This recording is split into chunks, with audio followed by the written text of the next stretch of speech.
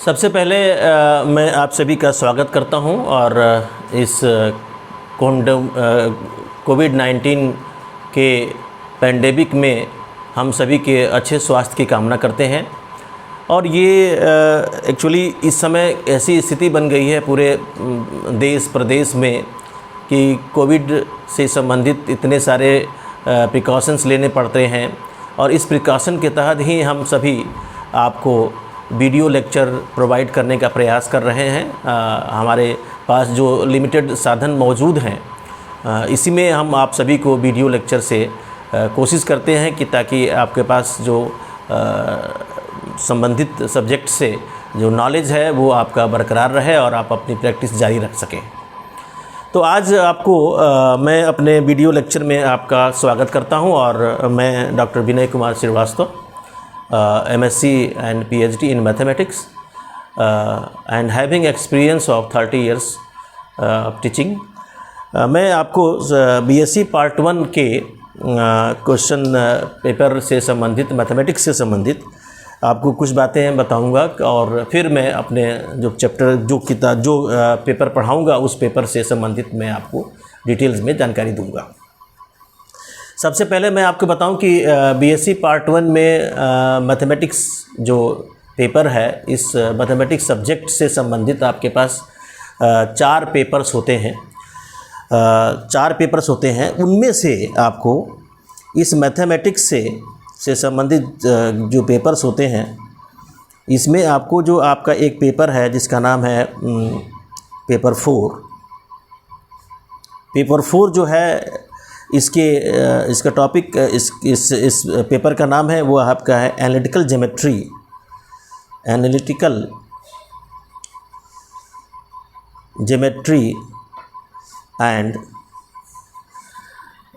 Vector analysis.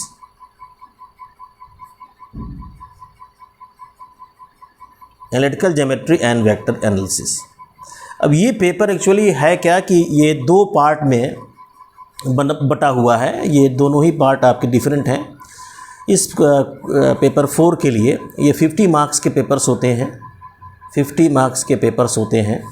इसमें जो आपका ये पहला पार्ट है जो जाहिर हो रहा है इस नाम से ही, इस पेपर के नाम से ही क्लियर हो रहा है कि analytical geometry and vector analysis, there are 2 different things has been taken in together in paper 4 of mathematics of BSc part 1.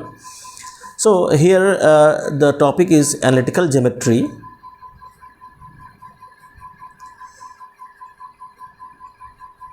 and the next topic was ये actually है vector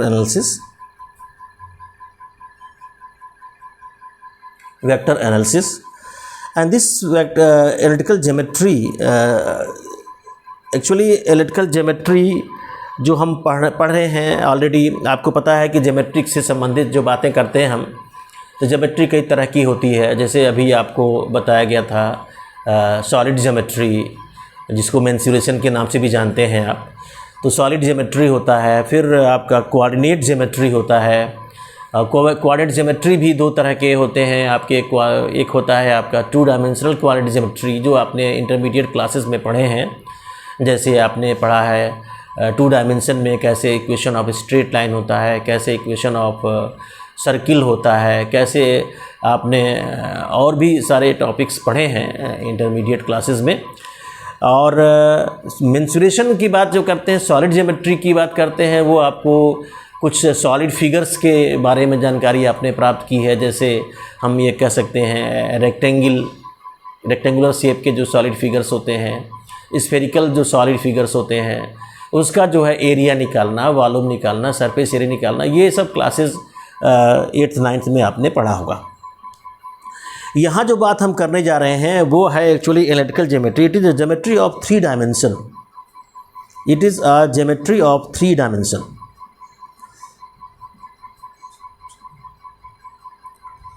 3 डायमेंशन ये है आपका 3 डायमेंशन की ज्योमेट्री है, इसको हमको पढ़ना है। और इट डील्स पहला है स्ट्रेट लाइन की डीलिंग हम करेंगे 3 डायमेंशन। दूसरा हम आपसे बात करेंगे आपको प्लेन प्लेन क्या होते हैं और 3 डायमेंशन में प्लेन कैसे बताएंगे। तीसरी बात हम जो करेंगे आपका कोन एंड सिलेंडर। चौथी बात करेंगे आपका स्फीयर। ये बातें हमको करनी है। और पांचवी बात करनी है आपको कॉनिकॉइड्स। और छठी बात करनी है आपको पैराबोलाइड्स। ये टॉपिक्स आपके जो हैं जो 3 डायमेंशन में हम डील करने वाले हैं इस पेपर से संबंधित, वो है आपका स्ट्रेट लाइन, प्लेन, कोन सिलेंडर, स्फीयर, कॉनिकॉइड्स और paraboloid. In other hand, when we look at the next topic, और जो कि हमारा पास the 50% of this paper consisting of half of this paper is analytical geometry and half of this paper is vector analysis. So as per vector analysis concern, just we are going to deal here with vector differentiation. Vector differentiation करेंगे। फिर हम कुछ differential operators की बात करेंगे। हम differential operators की बात करेंगे। डिफरेंशियल ऑपरेशंस कह लीजिए, चाहे आप with differential operations with differential operator.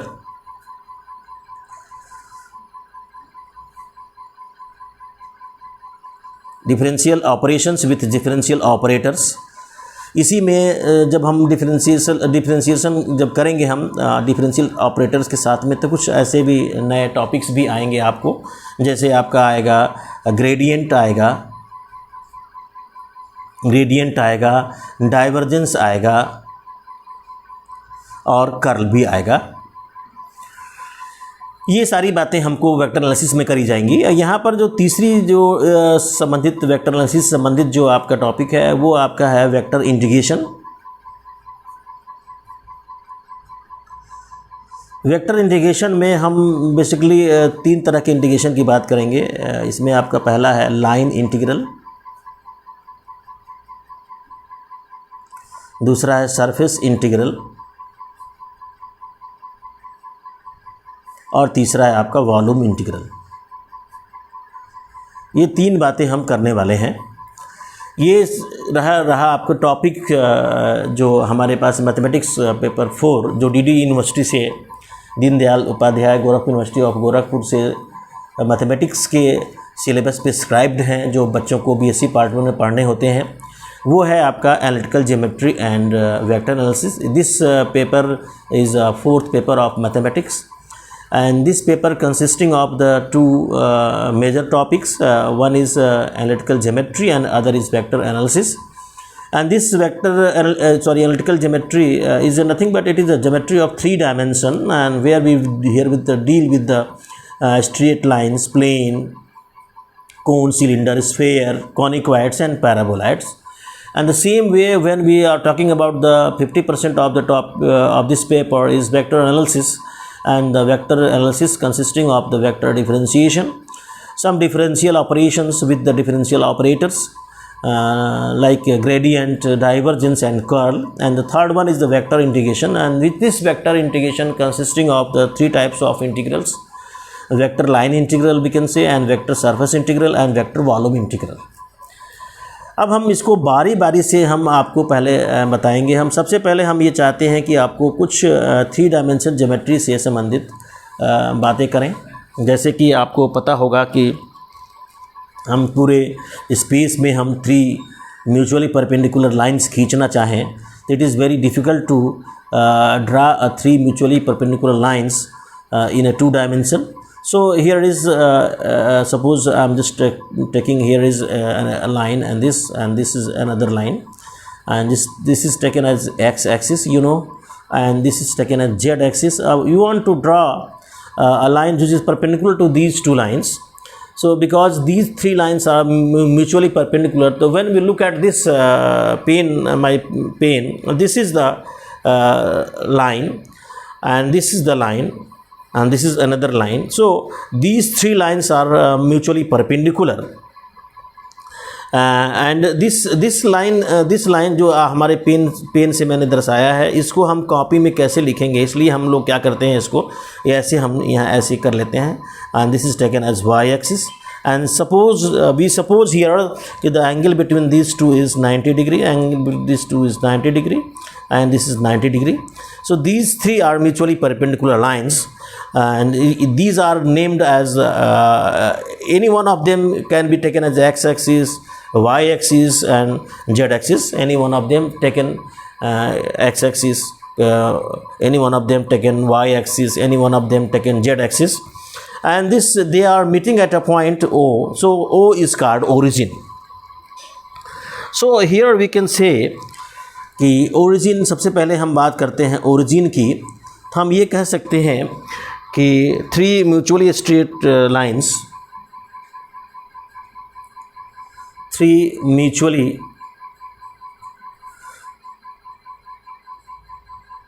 straight lines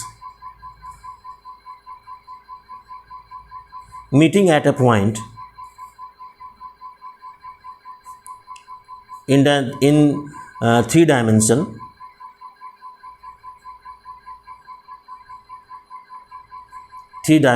is called origin. is called origin. अब इसको हम थोड़ा सा ऐसे बढ़ा लें, ऐसे बढ़ा लें, तो ये हम कह सकते हैं एक्स ओ एक्स डैश. इसको हम ऐसे बढ़ा लें,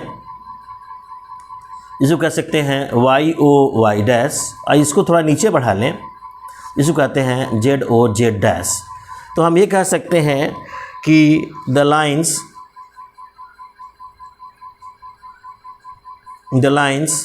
x O X dash, Y O Y dash, and Z O Z dash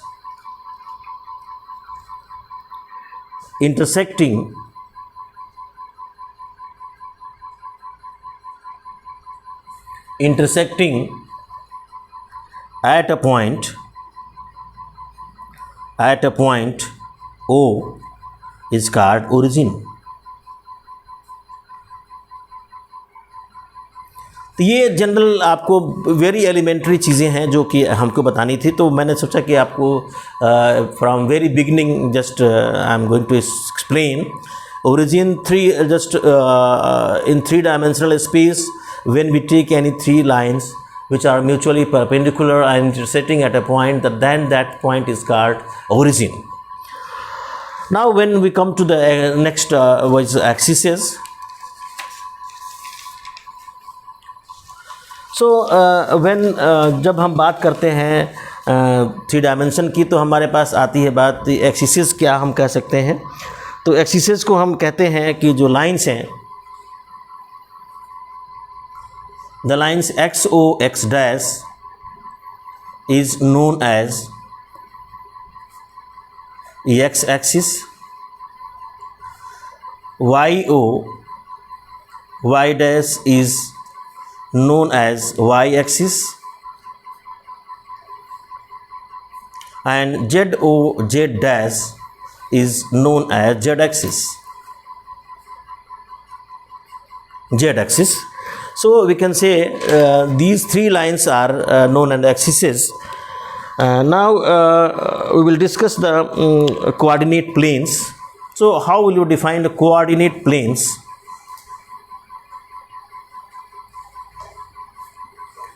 coordinate planes define करने के लिए हम आपको सबसे पहले हम ये जानना चाहेंगे आपसे कि जब कभी भी हम कोऑर्डिनेट प्लेन्स की बात करते हैं, तो ये हमारे दिमाग में आता है प्रश्न कि जैसे हम बात करें, जब टू डायमेंशन की बात करते हैं, तो हमारे पास दो म्यूचुअली परपेंडिकुलर लाइंस जहाँ मीट करती हैं, तो वो कहलाता है ओरिजिन. यहाँ जब थ्री डायमेंशन की बात करते हैं, तो थ्री म्यूचुअली परपेंडिकुलर लाइंस जहाँ मीट करते हैं, वो ओरिजिन का नाम दिया जाता है. तो जब हम फोर डायमेंशन की बात कर रहे होते हैं, तो ऐसे में जो हमारे पूरे स्पेस को दो म्यूचुअली परपेंडिकुलर लाइंस हैं, वो पूरे स्पेस को चार भागों में डिवाइड करती हैं. तो हम कहते हैं first quadrant, second quadrant, earlier just you have learn in classes 9th 10th most probably. तो ये जो कहते हैं हम लोग कि ये जो पूरा क्वाड्रेंट को, पूरे स्पेस को 4 भागों में बांटता है, जिसको फर्स्ट क्वाड्रेंट कहते हैं, सेकंड क्वाड्रेंट कहते हैं, थर्ड क्वाड्रेंट कहते हैं, फोर्थ क्वाड्रेंट कहते हैं। जैसे मैं आपसे बताऊं कि जैसे हम ये अगर 2 डायमेंशन की बात करें, 2D की बात करें, तो ये हो गया एक्स एक्सिस, ये हो गया वाई एक्सिस, ये एक्स एक्सिस हो गया, ये वाई एक्सिस हो गया। इसको कहते हैं फर्स्ट क्वाड्रेंट। हाँ, ये कहलाता है सेकंड क्वाड्रेंट, ये कहलाता है थर्ड क्वाड्रेंट, और ये कहलाता है फोर्थ क्वाड्रेंट। एक्चुअली क्वाड्रेंट शब्द का इस्तेमाल इसलिए किया गया क्योंकि these two lines are going to divide the entire space in 4 parts, so it is a quadrant. One of the part is called quadrant. So it is first quadrant, second quadrant, third quadrant, and fourth quadrant.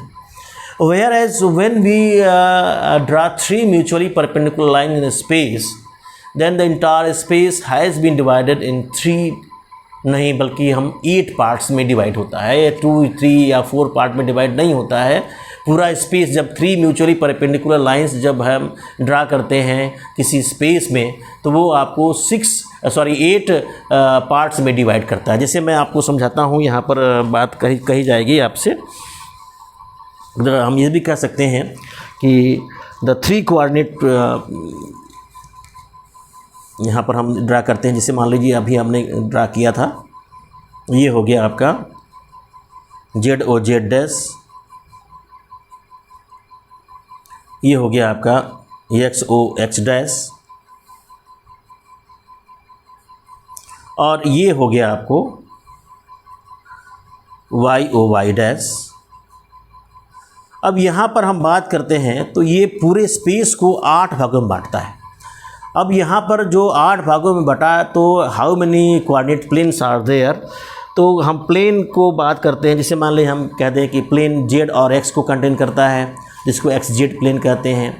हम कह देंगे भाई x Z plane, अगर हम the plane containing X and Z axis is called XZ plane. The plane containing X and Y axis is called XY plane, and the plane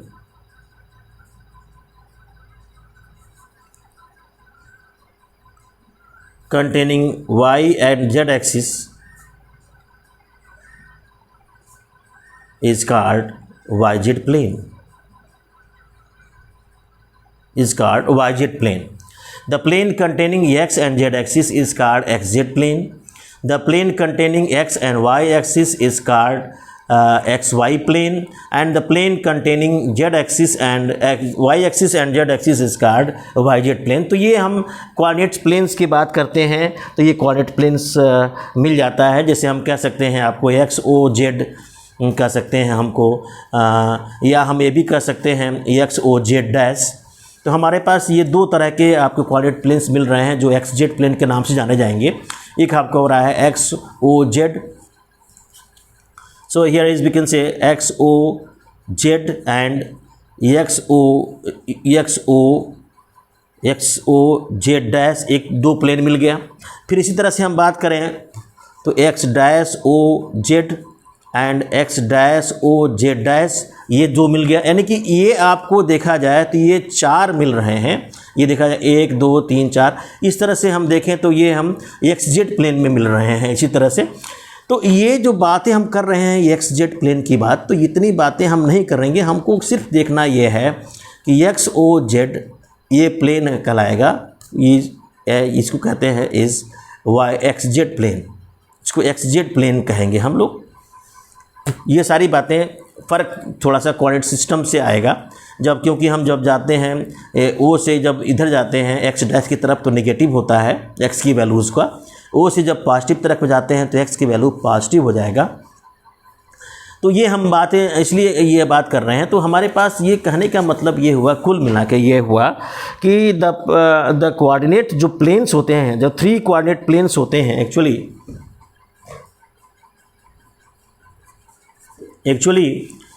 the 3 coordinate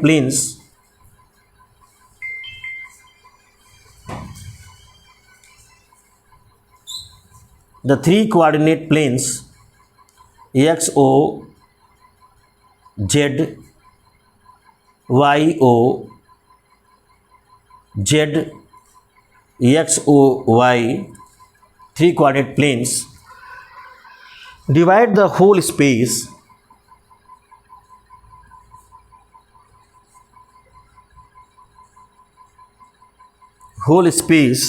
in 8 parts, into 8 parts, you can say into 8 parts। ये 8 parts में बांट जाता है। And each part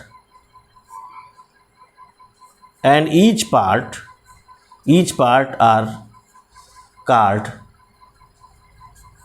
octant. इसका नाम है octant कहते हैं। इसके हर एक पार्ट को हम ऑक्टेंट कहते हैं।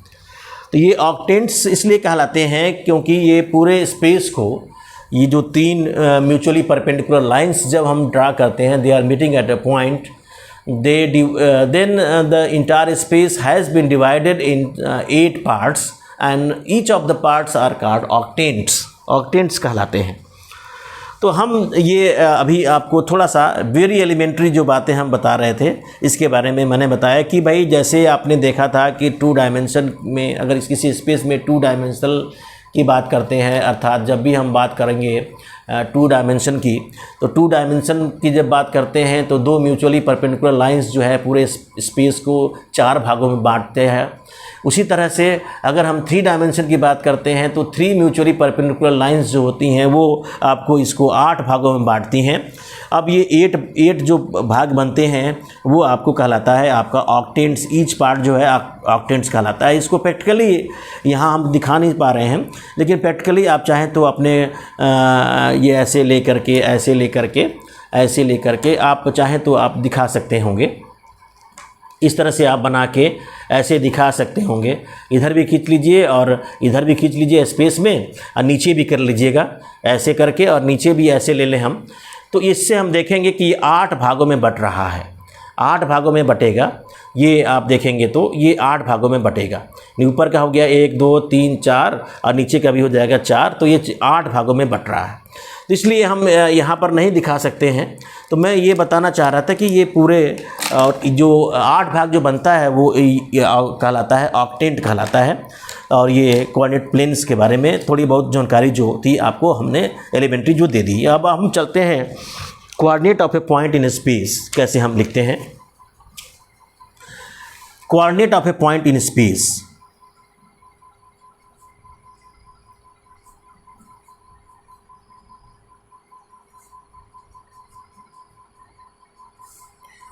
किसी भी जब हम बात करते हैं यहाँ पर 3 डायमेंशन की, तो ये आप देखेंगे तो ये हो जाएगा आपका Y axis, sorry Z axis इसको ले लेते हैं। इसको ले लेते हैं आपका एक्स एक्सिस, इसको ले लेते हैं हम वाई एक्सिस। जब हम किसी कोऑर्डिनेट की बात करेंगे तो हम सपोज करते हैं कि यहाँ पर ओरिजिन है, तो यहाँ से हम एक्स एक्सिस पर सम डिस्टेंस ट्रेवल करते हैं। सपोज कर लीजिए मैंने यहाँ से यहाँ तक ट्रेवल किया, वो सपोज कर लीजिए ये एक्स डिस्टेंस ट्रेवल किया, यहाँ आ गया। जब हम वाई एक्सिस पर डिस्टेंस ट्रेवल करना चाहें तो हम वाई एक्सिस के पैरेलल डिस्टेंस ट्रेवल कर सकते हैं। सपोज कर लीजिए हमने यहाँ से यहाँ तक क्या वाई डिस्टेंस ट्रेवल किया, और जेड एक्सिस के पैरेलल बात करना चाहते हैं तो हम यहाँ से यहाँ तक सपोज कर लीजिए हम जेड डिस्टेंस ट्रेवल कर लिए, यहाँ से यहाँ तक ये जेड डिस्टेंस ट्रेवल कर लिए। तो जो यहाँ एक पॉइंट मिला, इस पॉइंट का कोऑर्डिनेट कहलाता है आपका X comma Y comma Z. This point, location of this point is called X, written as x comma y comma z, meaning thereby x stands for you have traveled x unit distance on x axis, y stands for you have traveled y distance parallel to y axis, and z stands for you have traveled z distance parallel to z axis, and then you will arrive at a point P and having coordinate x comma y comma z, and this is the coordinate of a point in the space. So coordinate of a point in the space का यही मतलब होता है. इसको हम आसानी से deal कर सकते हैं. जैसे हम आपको समझाने के लिए मैं आपको इस बात को यहाँ से चर्चा कर दे रहा हूँ आपको, जैसे हम इस बात को और क्लियर कर दे रहा हूँ, आप ज़रा यहाँ ध्यान देंगे. जैसे हम ले लेते हैं यहाँ पर जेड एक्सिस हो गया, और सपोज़ कर लीजिए यहाँ पर हम ऐसे ले लेते हैं, और ये आपका वाई एक्सिस ले लेते हैं. अब हम इसमें एक बनाते हैं क्यूबॉइड. क्यूबॉइड जब हम बनाएंगे तो आप देखेंगे कि ये आपका क्यूबॉइड होगा.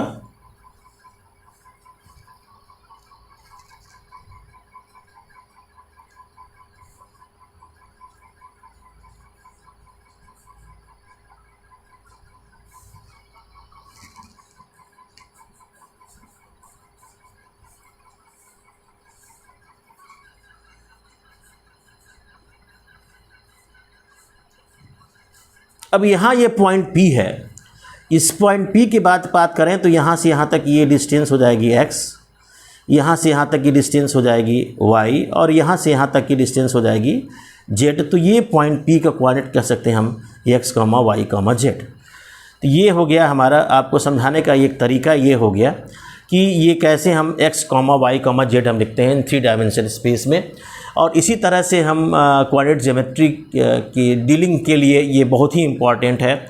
और ओरिजिन अगर बात करते हैं तो इस ओरिजिन को हम कह सकते हैं 0, 0, 0, यानी कि इस पॉइंट पर ये पॉइंट ऑफ रेफरेंस है. When you are talking about any position of a point, तो this origin here,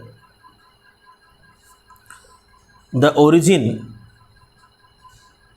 O having coordinates 0, 0, 0 is a point of reference, by means of which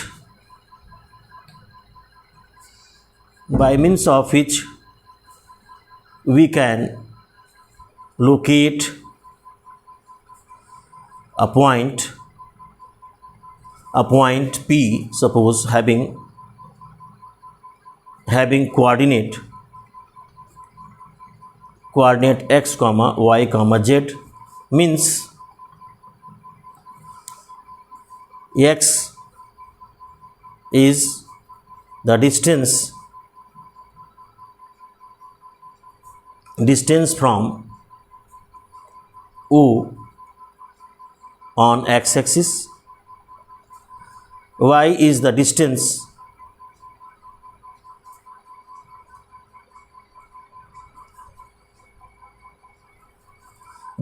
parallel to y-axis, and z is the distance parallel to z-axis. So we will get the point P. The coordinate of a point P is having triplets x, y, z. X is x coordinate, y is y coordinate, and z is z coordinate.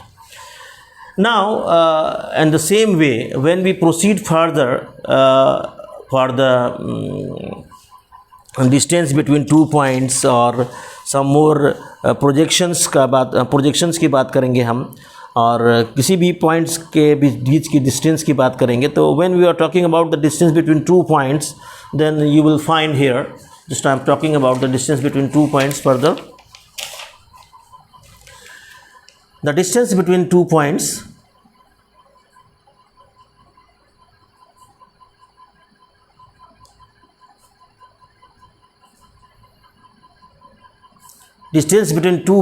in 3 dimension, हम suppose कर लेते हैं, let x1, y1, z1 and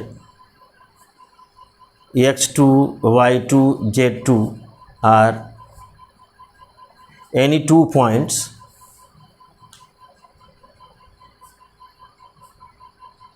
in the space of 3 dimension.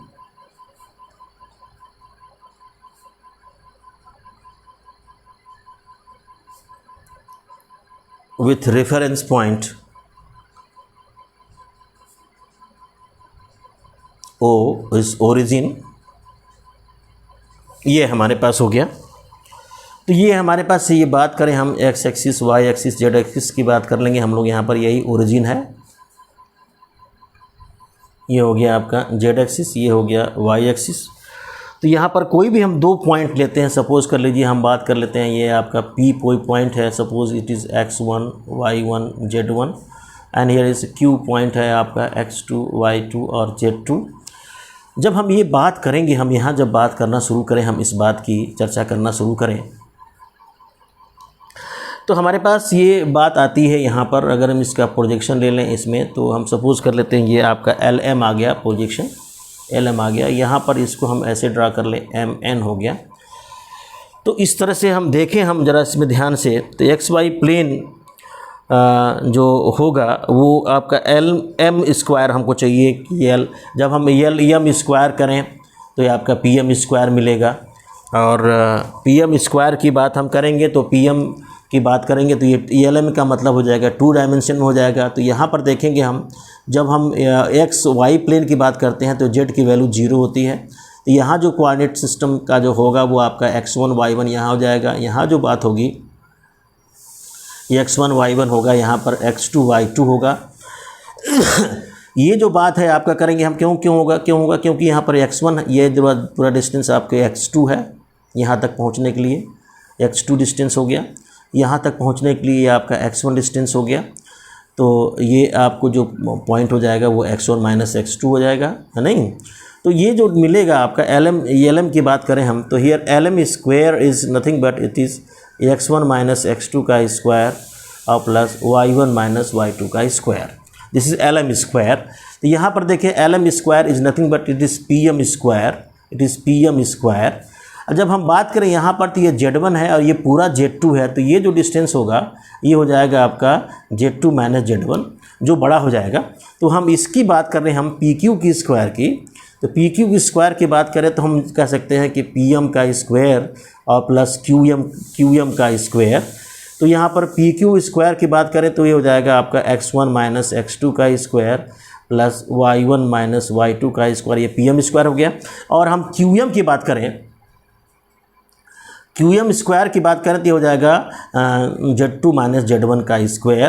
तो यहाँ हम लिख सकते हैं Z2 माइनस Z1 का स्क्वायर। सो वे फाइनली Z2 माइनस Z1 लिखिए, चाहे Z1 माइनस Z2 लिखिए, का होल स्क्वायर होने से कोई फ़र्क नहीं पड़ेगा।